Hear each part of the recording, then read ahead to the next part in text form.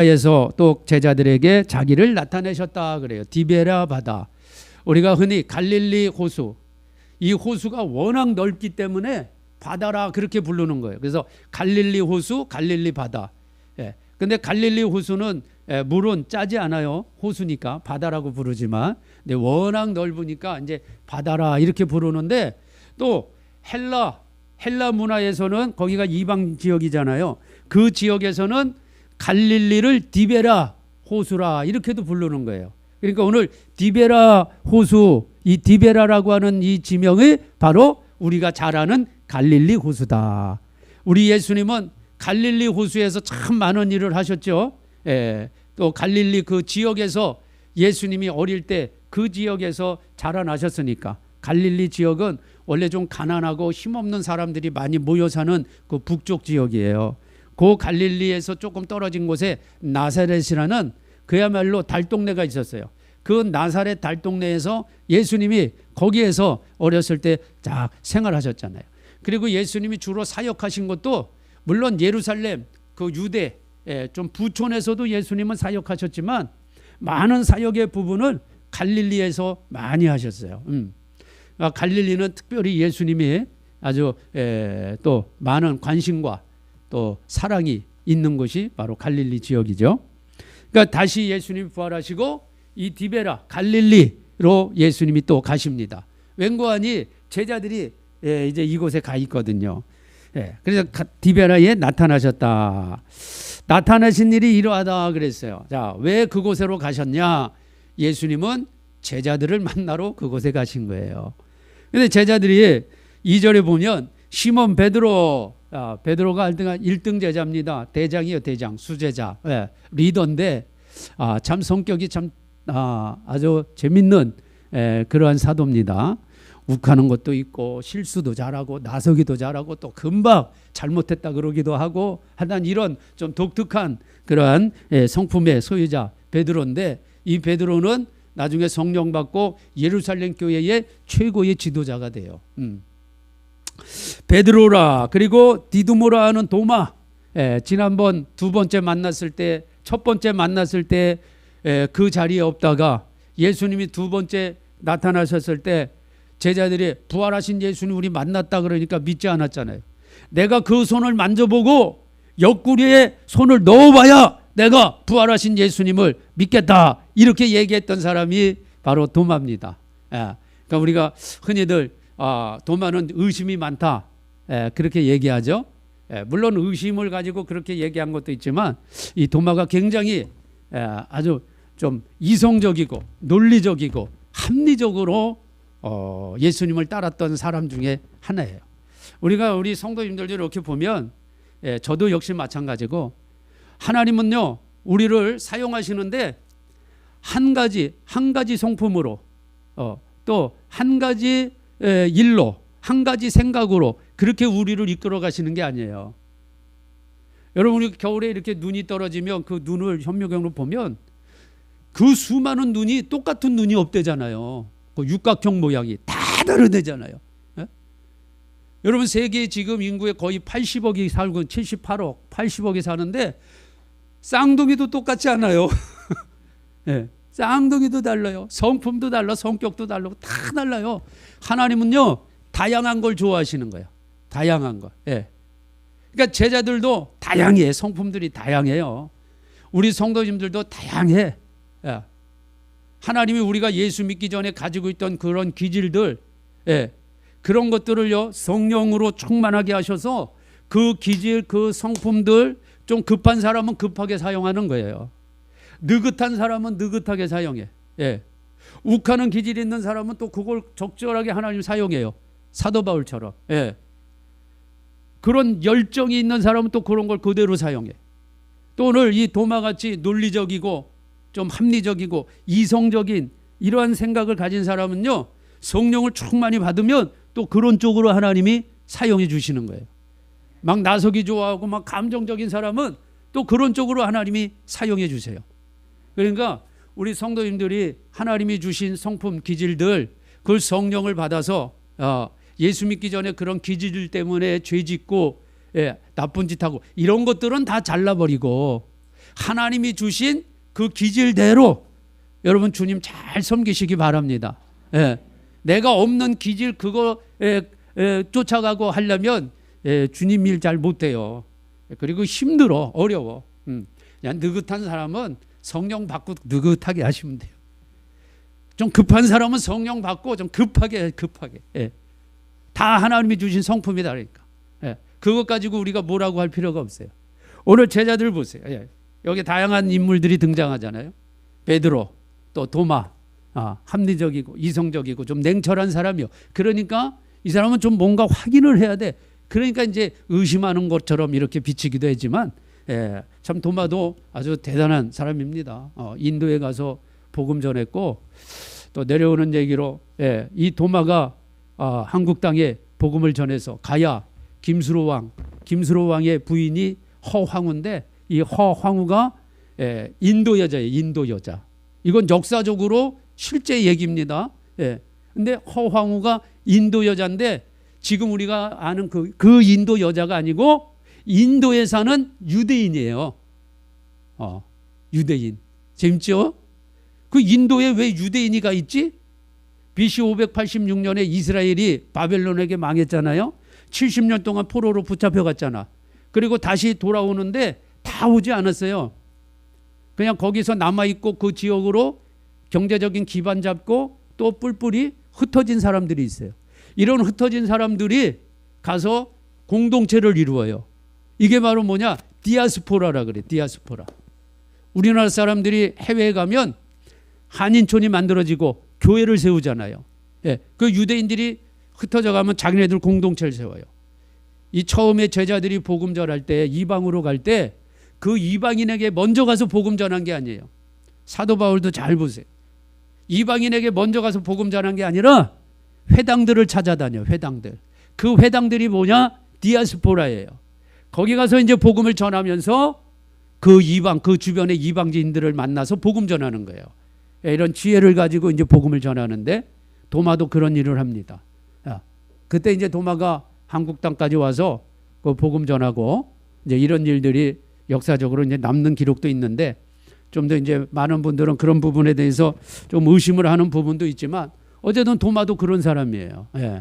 오늘 이 예수님이 두 번째 이제 세 번째 갈릴리로 갔을 때 여기 도마가 있었어요. 도마가. 그리고 갈릴리 사람 나다네엘, 세베대의 아들들 또 다른 제자 둘이 있더라. 또 다른 제자, 뭐 정확히 이름은 알지 못하지만 또 다른 제자가 그래서 전체 몇 명이냐? 7명이에요. 7명. 이걸 잘 기억하세요. 7명이 있었어요. 7명. 12제자 중에 가룟 유다가 예수님 배반하고 떨어져 나갔어요. 지금 11명이에요. 11명. 11명 중에 지금 4명도 어디로 가 있는지 어디 갔고 7명만. 자, 요 사람들은 주로 이 지역, 이 갈릴리 지역이 예수님 만나기 전에 자기들이 생활했던 지역이라는 것을 우리가 알 수가 있죠. 그리고 대부분 고기 잡는 어부들 출신이었다는 걸 알 수가 있어요. 예수님을 두 번째 만나고 예수님이 또 어디로 가버리셨단 말이에요.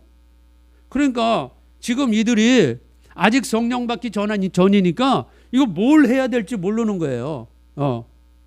그러니까 그냥 예루살렘이 무섭기도 하고 왜? 그 예루살렘은 아직도 살벌한 지역이에요. 예수님 제자들 찾아다가 죽이려고 하고 감옥에 놓으려고 하는 이러한 지금 분위기이기 때문에 야 지금 여기서 우리가 막연히 그냥 예수님 또 기다리면 또 기다리다가 잡힐 수도 있고 그것보다는 야 차라리 그냥 고향으로 내려가자. 그래서 베드로를 중심으로 해서 원래 그 지역에 좀 살았던 사람들이 다시 자기 고향으로 내려간 거예요. 고향으로 내려가니까 자기들이 예수님 만나기 전에 했던 일이 있잖아요. 그게 바로 뭐예요? 고기 잡는 일이잖아요. 갈릴리 바다에서 고기 잡는 일. 그래서 오늘 베드로를 중심으로 해서 다시 고기 잡으러 가는 거예요. 자, 오늘 3절에 시몬 베드로가 항상 이 베드로가 문제예요. 베드로. 앞장서는 것도 베드로, 문제 일으키는 것도 베드로, 성령을 받고 막 죽은 자를 살리는 것도 베드로. 그러니까 실수도 많고 또 업적도 많이 하고 이런 베드로. 베드로가요, 나 물고기 잡으러 갈랜다. 제일 이제 앞장서서 또 물고기 잡으러 간다고 또 선동하는 거예요. 그러니까 다른 제자들도 베드로도 물고기 잡으러 가면 우리도 같이 가야지. 그리고 또 다 물고기를 잡으러 간다 이 말이에요. 그래서 3절에 시몬 베드로가 나는 물고기 잡으러 가노라 하매 우리도 같이 가자. 우리도 함께 가겠다 하고 나가서 배에 올랐으나 이 밤에 아무것도 잡지 못했다. 누가복음 5장에 예수님께서 처음 베드로를 제자로 부르시는 장면이 있어요. 그때도 베드로하고 베드로 주변에 있는 이 세베대의 아들 요한 야고보도 그때 같이 고기 잡으러 나갔거든요. 밤새도록 금을 내렸는데 허탕쳤지요. 허탕쳤어요. 베드로는 갈릴리 지역 어디에 무슨 고기가 있고 몇 시에 어디 고기가 있고 전문가예요. 전문가. 이 전문가가 밤새도록 금을 내렸는데 한 마리도 못 잡았어요. 얼마나 힘들겠어요. 고기를 많이 잡으면 육체적으로는 힘들어도 고기가 많이 잡으면 이 마음적으로는 기쁘잖아요. 그러니까 이 마음이 육신을 이기는 거예요. 그러니까 힘도 안 드는. 근데요, 하나도 잡지 못했다고 생각해 보세요. 얼마나 힘들겠어요. 더 힘들죠. 마음도 더 지치고. 그런 상태로 들어오는데 예수님께서 그 베드로에게 다시 나가라. 다시 나가라. 지금 한 마리도 못 잡아가지고 투덜대고 지쳐있고 힘든 상태로 들어오는데 예수님이 다시 나가라. 다시 나가라. 다시 나가서 깊은 데 그물을 내려라. 그럴 때 베드로가 그 말씀을 듣고 순종해서 다시 나갑니다. 깊은 데 그물을 내립니다. 얼마나 고기가 많이 잡혔는지요. 두 배에 그 고기가 가득 찼다 그랬어요. 처음 예수님을 만날 때도 그런 일이 있었어요. 두 배. 오순절에는 떡 2덩이를 하나님 앞에 드려요. 이 둘이라고 하는 것은 증인의 의미가 있습니다. 마지막 때에도 두 증인이 나타납니다. 두 증인이 나타나서 복음을 열심히 전해요. 지금 이 시대에. 저도 두 증인의 무리에 들어가는 거예요. 여러분도 열심히 복음 전할 때 두 증인의 무리에 들어가는 거예요. 하나는 유대인 공동체, 하나는 이방인. 우리 유대인으로 볼 때 우리는 다 이방인이거든요. 유대인 교회, 하나는 이방인, 우리 교회. 이 두 교회가 열심히 예수 그리스도의 영원한 복음을 전해요. 두 배에 가득 찼다라고 하는 것은 유대인과 이방인, 세계 모든 열방의 하나님의 백성들. 물고기는요, 우리를 얘기하는 거예요. 우리를. 초대교회 때 핍박이 너무 심해가지고 막 동굴 같은데 이 공동묘지 그런데 이제 막 밑에 굴 파고 들어가서 막 초대교회 성도들이 살거든요. 그걸 이제 카타콤이라 그래요. 그리고 그 당시에 이 로마의 교황들이 하나님 자리에 올라가 있기 때문에 가이사는 신입니다. 이렇게 서로 인사를 해야 돼.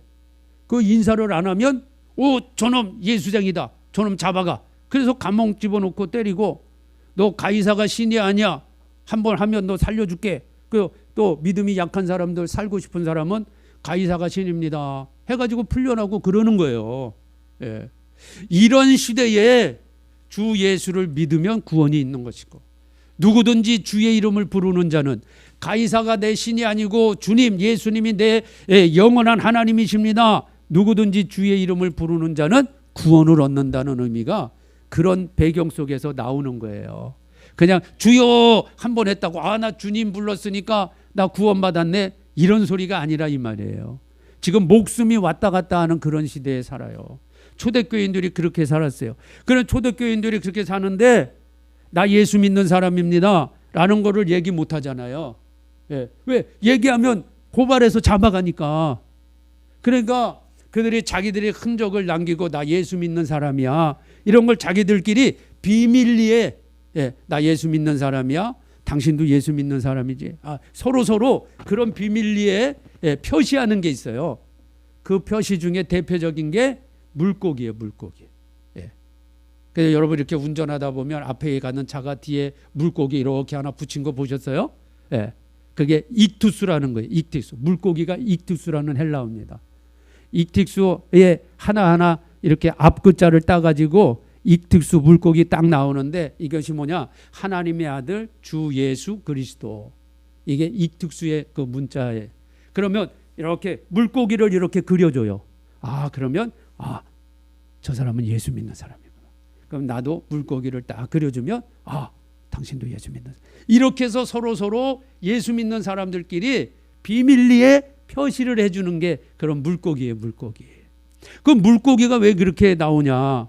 물론 단어도 익특수라고 하는 단어, 하나님의 아들 예수 그리스도지만 단어도 그렇게 나오지만 예수님께서 많은 일을 행하실 때 이 물고기를 통해서 복음을 전해주신 일이 많단 말이에요. 오병이어의 기적을 행할 때도 보리떡 5개, 물고기 2마리. 제자들을 만날 때도 2배의 물고기가 가득 차요.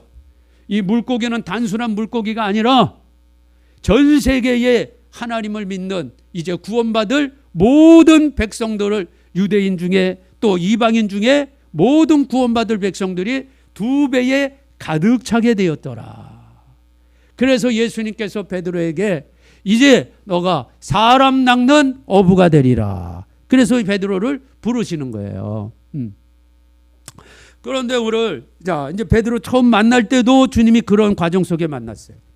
그리고 부활하셔서 다시 제자들을 만나러 갈릴리 바다 그 현장에 딱 갔었을 때도 이 제자들이 뭘 할지도 모르고 사실 지금 주님은 갑자기 2번 만나시고 어디론가 사라져 버리시고 그 자기들이 뭐 할 게 없으니까 옛날부터 했던 게 물고기 잡는 거니까 왜 먹고 살아야 되잖아요. 또 식솔들도 있고 생계도 해야 되고 그러니까 또 옛날 그 자기들이 했던 그 현장으로 가서 물고기나 잡으러 가자. 그리고 물고기 잡으러 가는 거예요. 그리고 또 밤새도록 금을 내렸지만 한 마리도 잡지 못한 그 상황이 동일하게 벌어진다 이 말이죠. 자, 이런 말씀들을 통해서 주님이 왜 이런 말씀대로 이렇게 기록해 놓으셨을까? 여러 가지 이유가 있지만 자, 우리에게도 주시는 교훈이 아주 특별한 거예요. 저와 여러분도 마찬가지예요. 교회 다니시고 나름 기도하시고 또 열심히 봉사도 하지만 여러분 뜻대로 일이 잘 풀리면 항상 고기가 많이 잡히면 그물에 많이 고기가 잡히면 뭐 그런 생각도 들지 않겠죠. 그러나 기도도 하고 11조 생활도 하고 나름대로 충성도 하고 열심히 하지만 이상하게 직장 일이 잘 안 풀리고 사업이 잘 안 될 수도 있는 거죠. 그리고 또 내 주변 환경이 힘들어질 수 있다 이 말이에요. 그럴 때 어떤 분들은 다시 갈릴리 바다로 가는 거예요. 자기가 옛날에 예수 믿기 전에 했던 그 삶의 현장으로 돌아가시는 분들도 많이 계신다 이 말입니다. 지금 그것을 지금 이 현장을 통해서 우리에게 알려주는 거예요. 이 갈릴리 디베다 이 호수는 우리의 삶의 현장이에요. 이 바다라는 것은 광야와 마찬가지로 지금 우리 성도님들이 살아가는 이 삶의 현장, 여러분의 사업체, 여러분의 직장, 여러분의 가정, 우리의 삶의 모든 근거지가 바로 갈릴리 호수라 이 말이에요. 그런데 다시 내가 옛날 일 찾아서 옛날 예수 믿기 전에 애굽으로 다시 돌아가서 밤새도록 금을 내리지만 한 마리도 못 잡아요. 그걸 우리 주님이 보여주시는 거야. 그러니까 우리 성도님들이 오늘 이 본문의 내용을 보면서 베드로도 뭐 떠났는데 다시 갔는데 그게 아니라 이때는 오순절절 성령 받기 전이에요. 그러니까 갈 수도 있는 거야. 성령이 임하기 전이니까. 그러나 우리 성도님들은 오순절 이후의 세대에 살고 있잖아요. 내가 예수 그리스도를 영접한다고 하는 것은 내 안에 성령이 계시다고는 확실한 증거입니다. 이건 부인할 수가 없어요. 누구든지 성령이 아니고서는 예수를 주님이라고 고백할 수가 없는 거예요. 목사님 내가 고백했는데요. 아니요. 당신이 고백할 수 있도록 성령이 오셔서 그 고백할 수 있도록 예수님을 알 수 있도록 영안을 열어주시는 거예요. 그래서 육으로 난 것은 육이고 영으로 난 것은 성령이에요. 성령이 임해야 영으로 다시 열리는 거예요. 성령이 들어와야 예수님이 내 구주인 줄 알아요. 지식으로 세상 지식으로 여러분 못 알아요. 세상 지식으로 안다면 우리보다 세상 학문이 있는 사람들이 얼마나 많습니까? 근데 그 사람들 예수 믿습니까? 못 믿어요. 예. 또 안 믿는 사람 많습니다. 자기 지식으로 가득 차서 못 믿어요. 그러나 세상 지식도 많은 사람이지만 성령이 그에게 임하면 사도 바울처럼 놀라운 그러한 예수님의 제자가 되는 거예요. 우리가 예수님을 믿는 것은요, 성령이에요, 성령. 저와 여러분이 예수님을 구주로 영접하고 이 자리에 함께 모여서 지금 예배드리잖아요. 여러분 안에 누가 계시다? 성령이 계시는 거예요, 성령이. 그러니까 성령 받기 전에 제자들처럼 갈릴리로 나가 여러분 합리화시키고 베드로도 그랬는데 제자들도 그랬는데 그러면 안 돼요. 우리가 예수님께 붙잡히고 또 하나님의 몸된 교회의 믿음의 공동체가 되고 하나님의 자녀가 되었다면 여러분은 어떤 일이 있어도 갈릴리 바다로 다시 돌아가서 나 고기 잡으러 갈 거야 이런 소리 하면 안 되는 거예요. 네. 잠깐 여러분이 마귀에 속아서 다시 갈릴리 지역에 가서 배를 타고 그물을 준비해서 다시 가서 그물을 내린다고 해도 한 마리도 못 잡아요. 밤새 헛고생만 합니다. 그러니까 우리 성도님들 어떤 어려움이 있고 힘든 일이 있다 할지라도 여러분 다시 여러분 옛날 갈릴리 바다에 가서 일하던 그 모습 그거 그리워하셔서 가시면 안 됩니다. 예. 그냥 여러분의 예루살렘, 여러분의 영적 예루살렘, 여러분이 섬기는 이 교회, 또 다가올 장차 하나님 영원한 예루살렘, 그 예루살렘 바라보면서 이겨내셔야 되는 거예요. 아멘. 예. 그게 진짜 예수님의 제자들이 되는 거예요. 자, 근데 이때는 이제 성령 받기 전이고 또 우리에게 이러한 교훈을 주시기 위한 어떤 큰 계획 속에 또 이런 일도 일어났어요. 그래 밤새 그물 내렸는데 못 잡았잖아요. 자, 날이 새어갈 때에 이제 동이 들려고 그래요. 밤새 이제 헛수고하고 이제 새벽 이제 동 틀려고 합니다. 예수님께서 바닷가에 딱 서 계셨으나 제자들이 저 멀리 계시니까 예수님인지 모른 거예요. 그냥 동네 사람이 왔다 갔다 하나 그렇게 한 거죠. 예. 제자들이 예수신 줄 알지 못했더라. 근데 예수께서 말씀합니다. 얘들아 제자들을 부르는 그런 예수님이 말씀이죠. 너희에게 고기가 있느냐? 대답하되 없습니다. 저 멀리 해변가에서 여보시오. 고기 많이 잡았습니까? 고기가 있습니까? 이렇게 질문하는 거죠. 그러니까 이제 예수님인지 모르고 고기가 한 마리도 없어요. 못 잡았어요. 근데 예수님께서 다시 말씀하십니다. 그물을 배 오른편에 내리십시오. 자, 지금 제자들 베드로 처음 만날 때는 그물을 다시 어디에 내리라 그랬어요? 깊은 곳에 내리라 그랬어요. 이제 부활하신 주님이 다시 그물 내리라 그럴 때 이게 장소가 달라지는 거예요. 이런 것도 여러분 유심히 잘 보셔야 돼요. 장소가 달라졌어요. 처음 베드로를 부를 때는 깊은 곳에 내리라 그랬지만 두 번째 찾아가서 부활하신 몸으로 찾아갔을 때에는 깊은 곳이 아니라 배 오른편으로 내리시오 그랬어요. 오른편에 여러분 주목하시기 바랍니다. 예수님이 말씀 한마디 행동 하나하나가 그저 우연히 어쩌다 그렇게 나오는 게 아니에요. 이게 하나님 말씀인데 예수님이 하나님이신데 우리에게 주시는 이 말씀이 그렇게 주어지는 말씀이 아니에요. 장소 하나, 위치 하나에도 정확한 의미가 있다는 거예요. 왼쪽과 오른쪽이 달라요.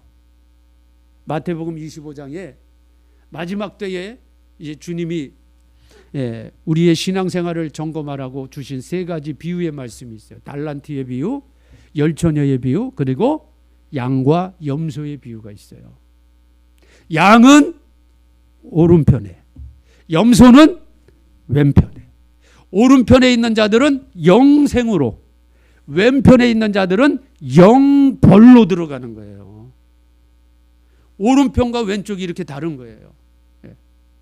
오른쪽은 권세를 얘기해요. 능력, 권세, 영광, 이게 다 오른쪽이에요. 오른쪽.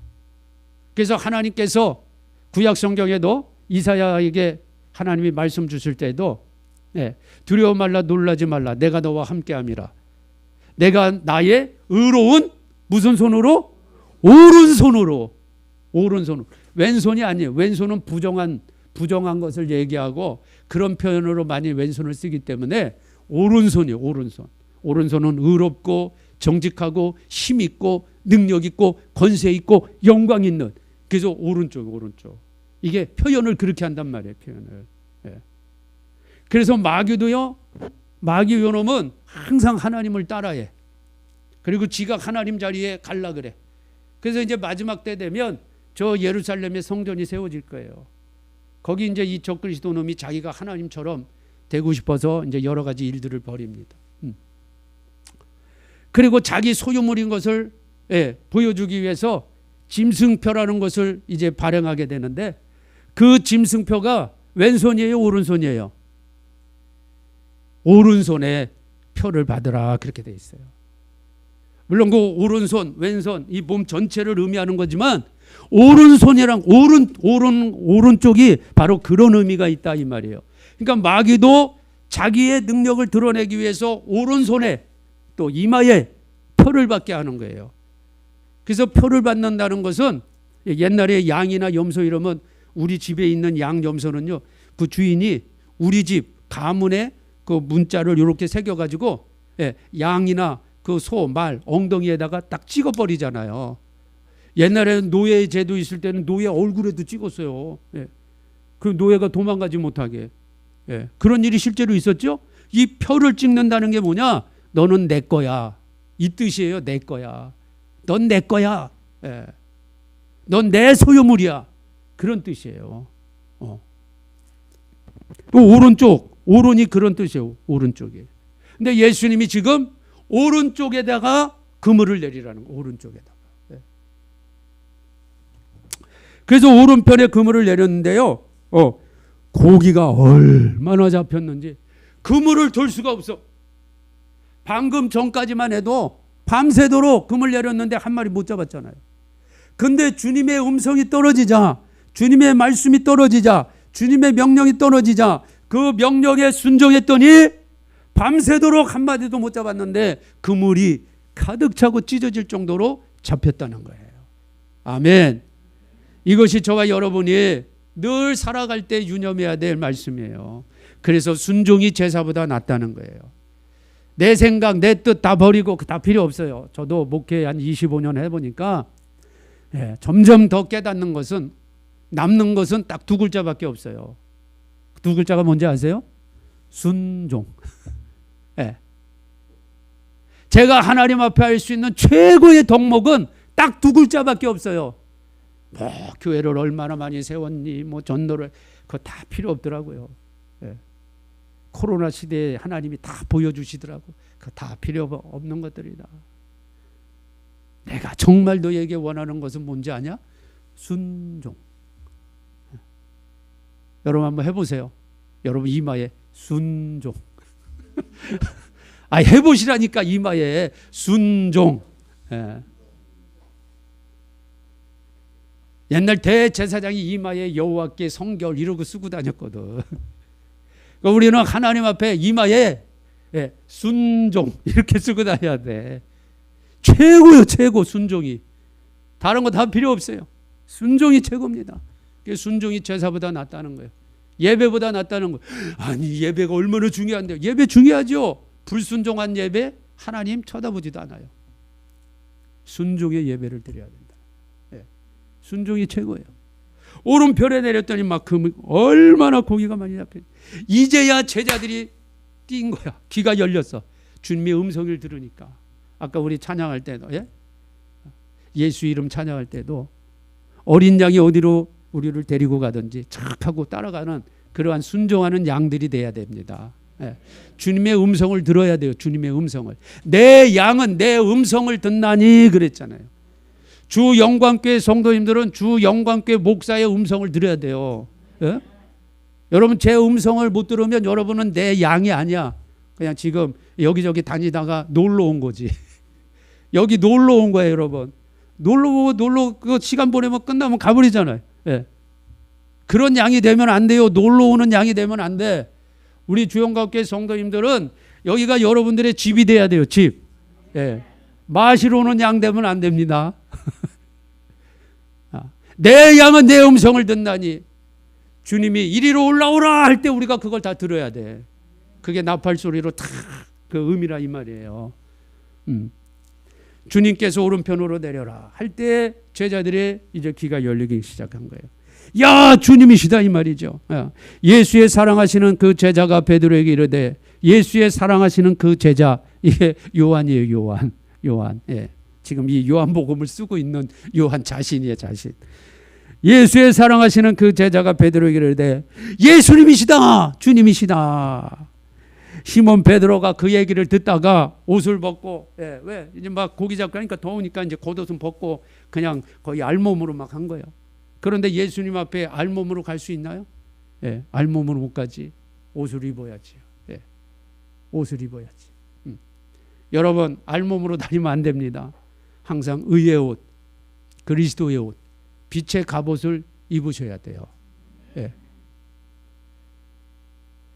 아담과 하와가 죄 짓기 전에는 알몸이었지만 영광으로 덮여져 있었기 때문에 알몸인지 몰랐어요. 죄를 짓는 순간 하나님이 영광이 떠나니까 알몸이 보이는 거예요. 알몸이. 예. 우리가 주님 앞에 나갈 때 알몸으로 나갈 수 없잖아요. 그리스도의 옷을 입어야 돼요. 빛의 갑옷을 입고 나가야 돼요. 베드로가 알몸으로 나가지 않았어요. 자기 옷을 입고 그리고 예수님 앞에 달려 나가는 장면이 나옵니다. 다른 제자들은 육지에서 상거가 한 50간쯤 되므로, 예, 작은 배를 타고 고기를 든 배물을 끌고 와서, 예. 하여튼 베드로는 문제도 많고 실수도 많지만 이렇게 열정적으로 가는 거예요. 그러니까 저와 여러분도 이런 열정을 좀 배우자 이 말이에요. 실수할 수도 있지만 복음이 주님의 일이라면, 교회 일이라면 그냥 앞장서 나가는 거예요. 아멘. 예. 육지에 올라보니 숯불이 있는데 그 위에 생선이 놓였고 떡도 있더라. 예수께서 가라사대, 자, 지금 잡은 생선을 좀 가지고 오너라. 익투스를 가지고 오너라. 그래요. 그래서 시몬 베드로가 올라가서 그들을 육지에 끌어올리니 가득히 찬 큰 물고기가 153마리예요. 153마리. 여기서 이제 숫자 중요한 거예요. 지금 여기 숫자. 그냥 나오는 숫자가 아니에요. 예. 153마리가 잡혀 이같이 많으나 그물이 찢어지지 아니했다. 큰 물고기가 153마리가 잡혔는데 이게 무게가 있으니까, 예, 이게 그물이 찢어질 수도 있는데 하나도 찢어지지 않았다는 거예요. 큰 물고기 153마리가 잡혔는데 그물이 찢어지지 않았어요. 예수께서 가라사대 와서 조반을 먹으라 하시니 제자들이 주신 줄 알고 당신이 누구냐 감히 묻는 자가 없더라. 왜? 이미 다 예수님, 부활하신 예수님 만났으니까. 처음에는 부활하신 예수님 봤는데 몰랐어요. 예수님의 모습이 영광스럽게 변했기 때문에 저와 여러분도 그런 모습으로 바뀌는 거예요. 최고의 영광스러운 모습으로 바뀌는 거예요. 예수께서 떡을 가져다 저희에게 주시도 생선도 그와 같이 주셨다. 그래서 예수님이 제자들과 함께 조반을 먹으셨다. 이게 세 번째 나타난 거예요. 자, 세 번째 예수님이 나타나실 때, 자, 우리가 특징 숫자로 한번 잘 봅시다. 여기에 남아있는 제자가 몇 명이에요? 7명이에요. 7명. 7이라는 숫자는 하나님 나라의 숫자입니다. 7, 70, 700, 7천. 네. 엘리야 시대에 너무나 많은 이스라엘 백성들이 대다수 거의 모두가 바알을 섬겼어요. 우상을 섬겼어요. 그때 엘리야가 통탄합니다.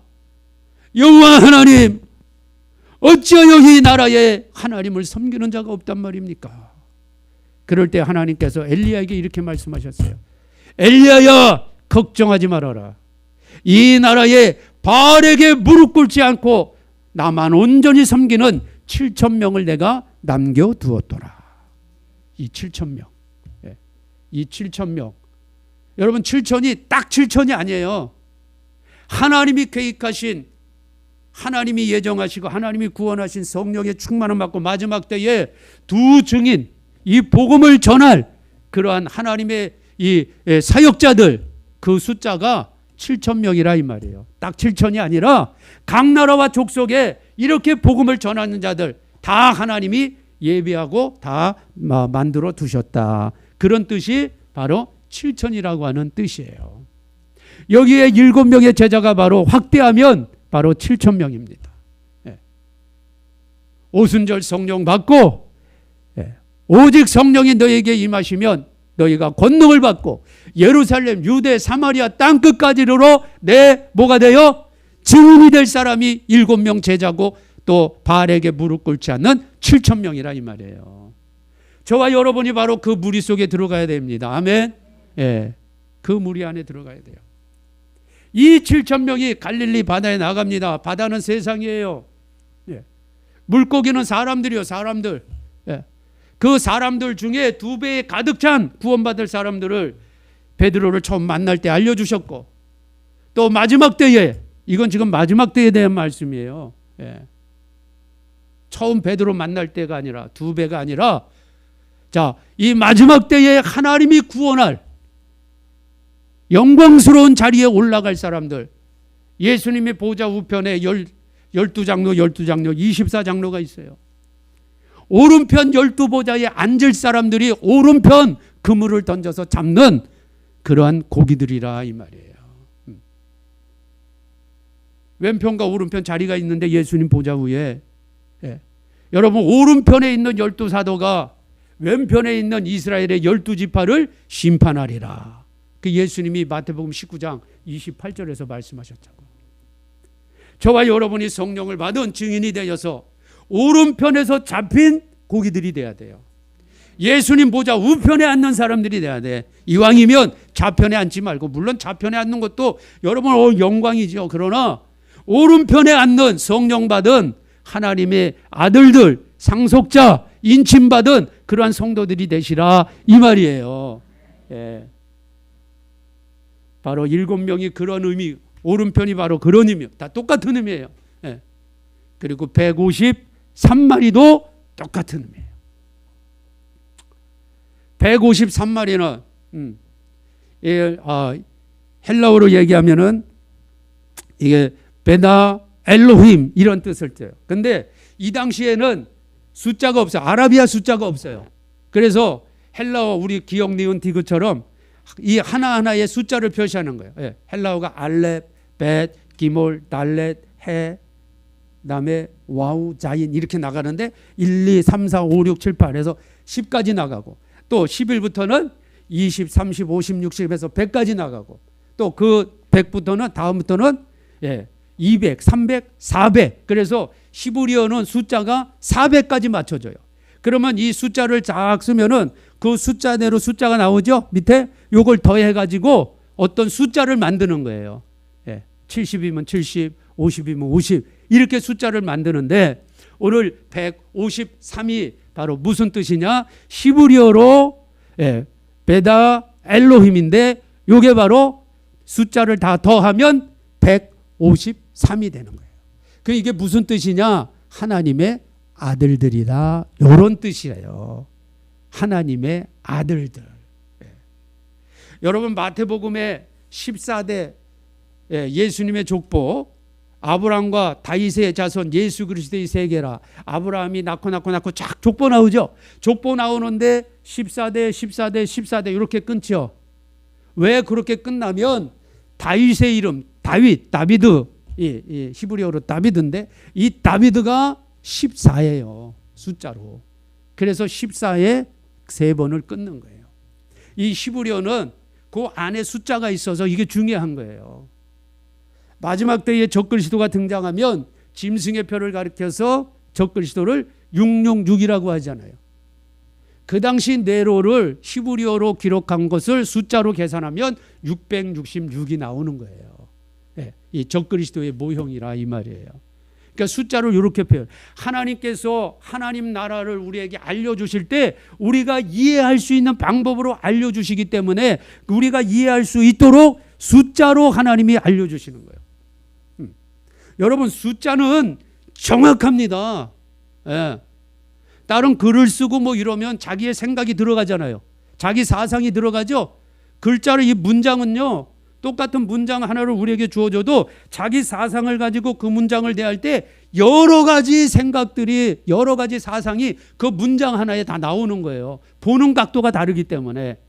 그런데 숫자는 안 그래요. 숫자는 좌파 우파가 없어요. 숫자는 보수 진보가 없어요. 숫자는 자유자나 종의 부자나 가난한 사람의 의미가 없는 거예요. 숫자 1은 그냥 부자도 1이요, 가난한 사람도 1이요, 좌파도 1이요, 우파도 1이요, 보수도 1이요, 진보도 1이에요. 숫자는. 아니 숫자 1을 보수는 이건 2야, 좌파는 이건 3이야 이렇게 보겠습니까? 아니에요. 숫자는 정확한 거예요. 그래서 하나님이 숫자로 하나님 나라를 보여주시는 거예요. 이해되세요? 숫자가 이렇게 중요한 거예요. 성경에서 숫자가. 153이 뭐라고요? 하나님의 아들들. 하나님의 아들들이에요.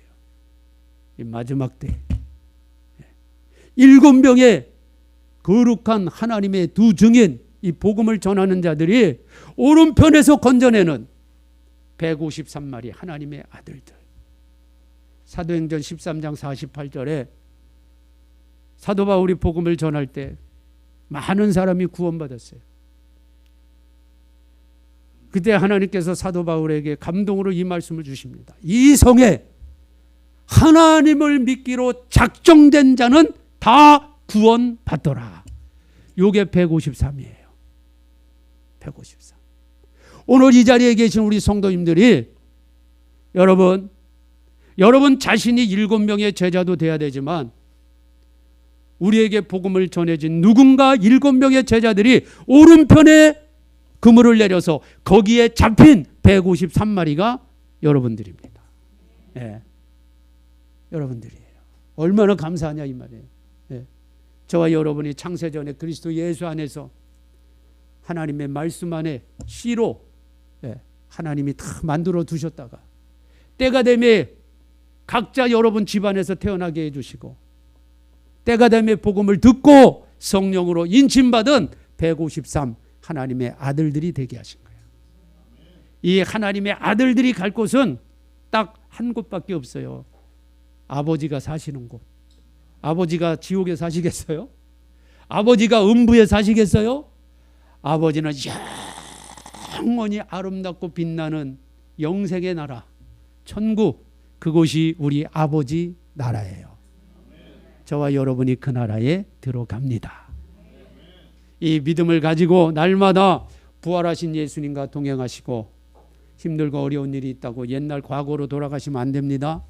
그리고 여러분도 7명의 제자들이 돼야 되고 여러분도 오른편에 복음을 내리세요. 그물을 내리세요. 누군가가 잡혀요. 내 힘으로 내가 아무리 복음 잘 전해도 안 잡힐 사람은 안 잡혀. 그러나 하나님의 택정함을 받은 사람은요, 그냥 버벅거려도 나 예수 믿어야 되겠어요, 이런 소리가 본인이 나와요. 우리가 하는 게 하나도 없어요. 하나님이 구원하시기로 작정된 자는 다 믿게끔 돼 있어요. 그러니까 그분이 이 세상 떠나기 전에 그냥 계속 전해주는 거예요. 예수 믿자고, 예수 믿자고. 그러면 언젠가 하나님의 택정한 영혼은 돌아오게 되어 있습니다. 포기하지 마세요. 바로 여러분들이 153마리의 물고기고 하나님의 아들들이고 또 우리가 그런 일을 감당해야 됩니다. 그래서 세 번째 예수님이 제자들과 만나서 바로 이 영원한 이 하나님 나라의 이 말씀을 주고 떠나신 거예요. 기도하겠습니다. 하나님 감사합니다.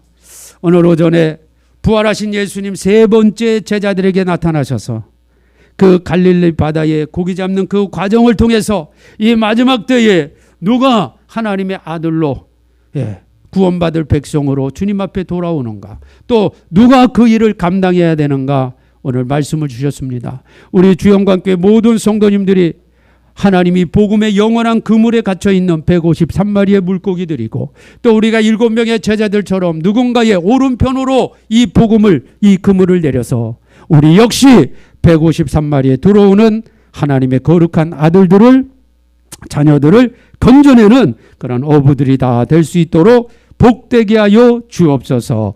예수님 이름으로 기도합니다. 아멘. 493장 찬양 드립니다.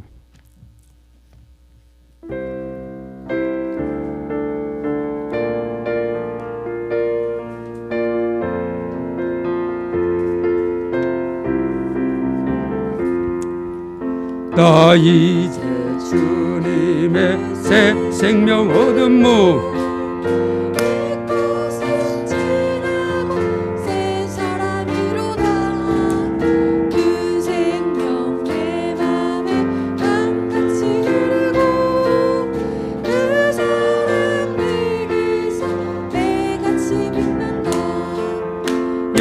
영생을 맛보며 주 안에 살리라. 오늘도 내일도 주 함께 살리라. 주 안에 감추인 새 생명 얻으니 이전에 줬던 것 이젠 값없도 하늘의 은혜와 평화를 맛보니 찬송과 기도로 주 함께 아멘. 영생을 맛보며 주 안에 살리라. 오늘도 내일도 주 함께 살리라. 산천도 조목도 새 것이 되었고 죄인도 원수도 친구로 변한다. 생명 얻은 자 영생을 맛보니 주님을 모신 새 하늘이 영생을 맛보며 영생을 맛보며 주 안에 살리라. 오늘도 내일도 주 안에 살리라. 주 따라가는 길 험하고 멀어도 찬송을 부르며 뒤따라가리라. 나 주를 모시고 영원히 살리라. 날마다 섬김 주 함께 살리라. 아멘. 영생을 맛보며 주 안에 살리라. 오늘도 내일도 주 함께 살리라. 아멘. 오늘도 내일도 주 함께 살리라. 영생을 맛보며 항상 사십시다. 교회 소식 봅니다. 자, 3번 보세요. 제가 내일 이제 제주도로 들어가서 금요일 제주도에서 밤 9시 15분 비행기로 들어와요. 아마 여기 오면은 뭐 거의 12시 거의 다 되겠죠. 뭐. 그래서 한 주간 제가 몽골에 지금 18분의 사역자가 지금 제주도에 들어와 있습니다. 어제 들어왔어요. 그래서 이제 3주간 그분들이 이제 공부하고 집중 공부하고 그리고 또 몽골로 들어갑니다.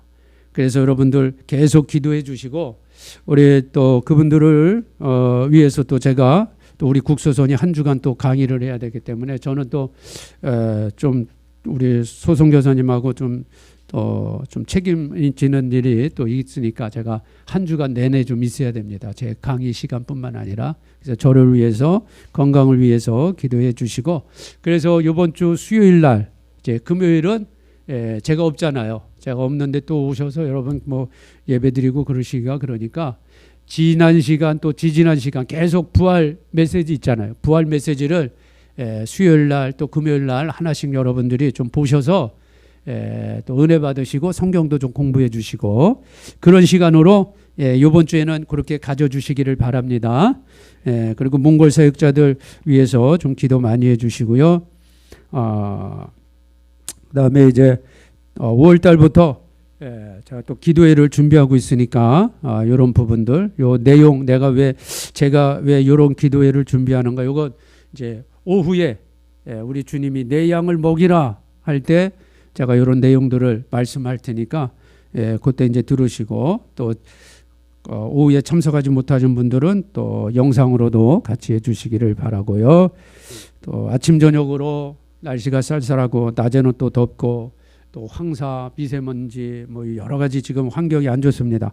우리 성도님들 건강 관리 잘 해주시고 감기 걸리지 않도록 또 믿음 생활하는데 몸이 아프면 아무래도 불편하잖아요. 그러니까 건강 관리 잘 해주시고 승리해 주시기를 바랍니다. 자, 그리고 우리 청년들은 예배 끝나고 우리 김호옥 권사님이 요 밖에 화분을 좀 옮길 게 몇 개 있대요. 그러니까 우리 하나야?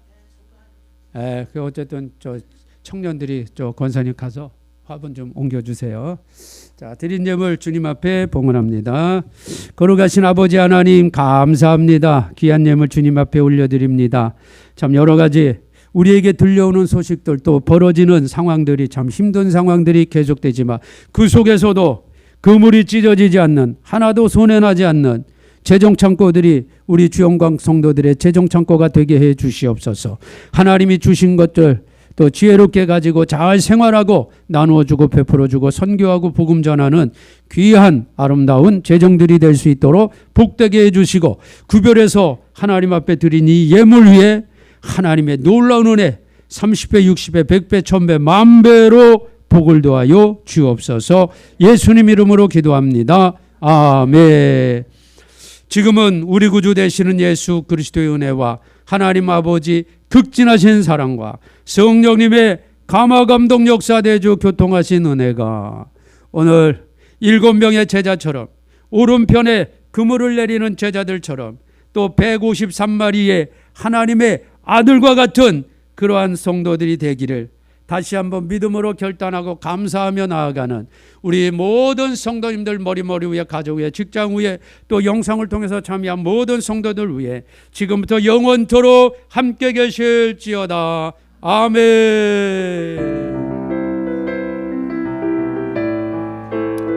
주여 아버지